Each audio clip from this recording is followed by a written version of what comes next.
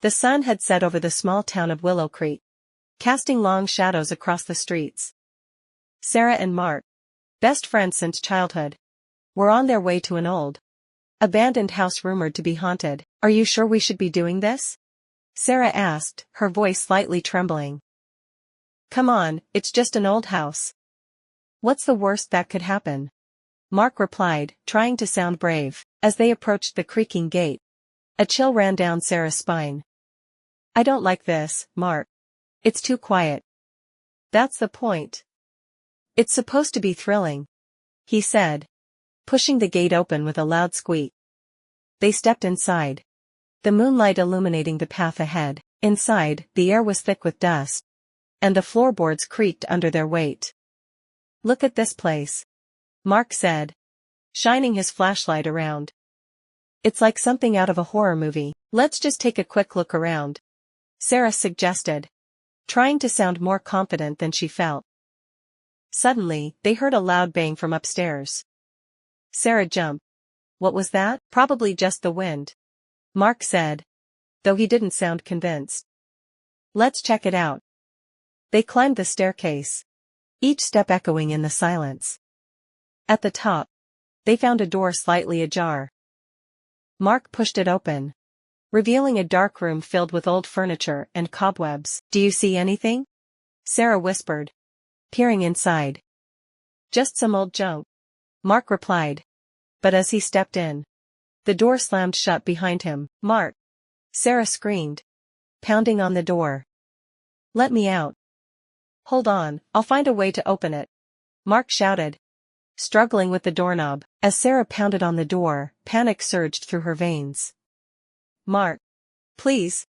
she cried, her voice echoing in the dimly lit hallway. She could hear Mark frantically trying to pull the door open from the other side, but it wouldn't budge. "Stay calm, Sarah. I'll get out," Mark yelled, his voice strained.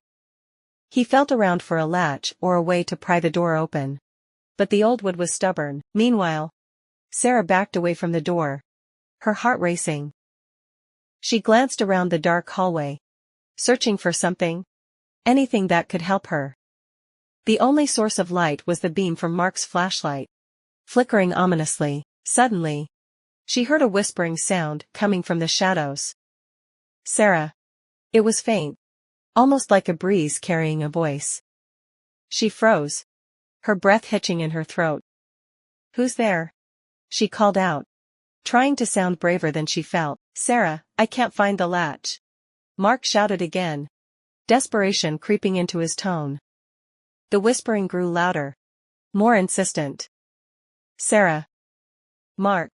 I can hear something," she shouted back, her eyes darting around.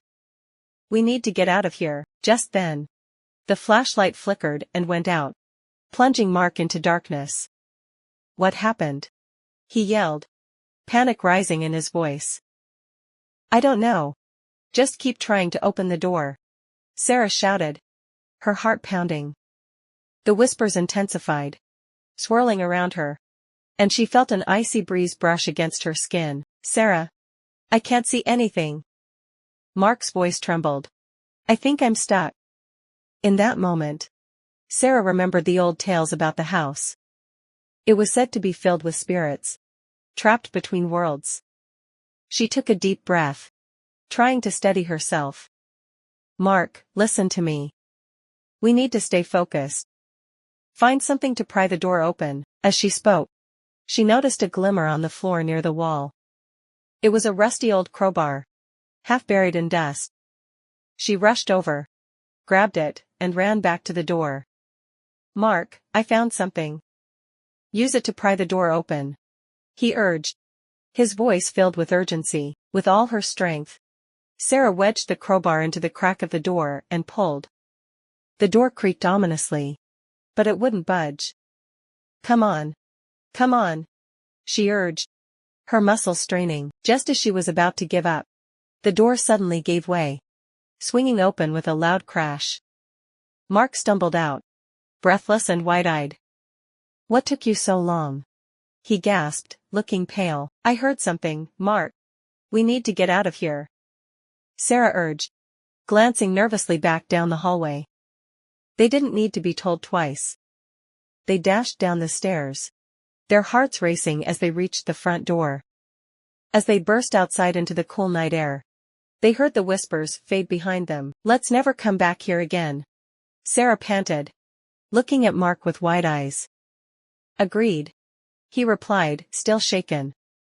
The haunting whispers still echoing in their minds, knowing they had escaped something far more sinister than they could ever understand. As they walked away from the haunted house, the feeling of dread lifted, but the memory of that night would stay with them forever. Thanks for watching. Like, share and subscribe.